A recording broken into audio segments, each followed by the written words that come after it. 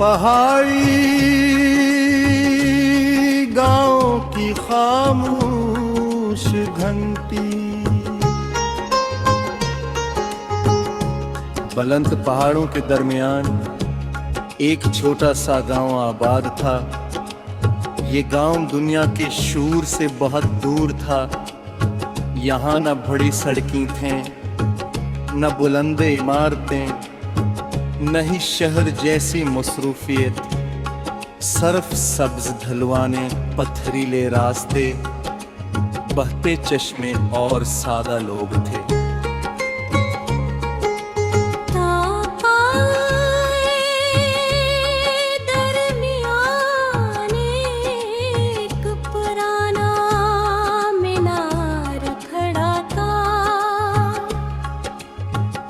इस मीनार में एक बड़ी कांसी की घंटी लुढ़की हुई थी। गांव के बुजुर्ग कहते थे कि ये घंटी की नस्लों से वहां मौजूद है। कभी ये सुबह के आगाज का ऐलान करती थी, कभी किसी खुशी की खबर सुनाती थी और कभी किसी मुश्किल वक्त में लोगों को इकट्ठा होने का पैगाम देती थी। मगर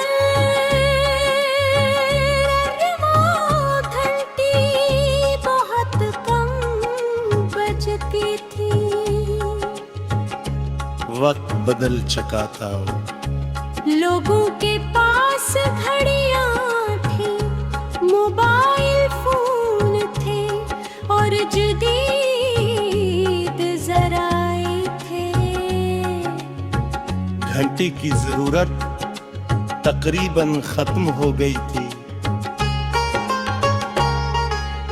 लेकिन इसके बावजूद हो मीनार में खामोशी से लुट की रहती थी। एक दिन में अस गाँव पहुंचा, सर्दियों का आगाज था। हवा ठंडी थी और पहाड़ों की चोटियों पर हल्की बर्फ जमी हुई थी। सूरज की आश की बादलों के दरमियान से निकल कर वादी में बिखर रही थी। मैं गाँव की गलियों में घूमता इस मीनार के करीब जा पहुंचा। घंटी खामोश थी। मैं काफी देर तक इसे देखता रहा। इसकी सतह पर वक्त के निशानात मौजूद थे।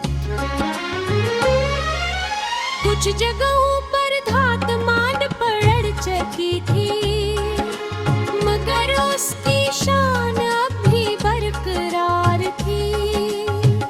करीब ही एक बूढ़ा शख्स लकड़ी काट रहा था। मैं इसके पास गया और पूछा, ये खनकी अब क्यों नहीं बजती? इसने मुस्कुरा कर मेरी तरफ देखा। फिर बोला, प्यूमिक लोगों ने सुनना कम कर दिया है। मैं इस जवाब पर हैरान हाँ। क्या मतलब? वो लकड़ी का टुकड़ा एक तरफ रखे हुए बोला, पहले लोग हर आवाज में मानी तलाश करते थे। अब शोर इतना ज्यादा हो गया है कि हम आजादी हर हो जाएंगे। इसकी बात मेरे दिल में उतर गई। आज की दुनिया में शोर बहुत ज्यादा है। खबरों का शोर, मसरूफियात का शोर, फकरों का शोर, और सबके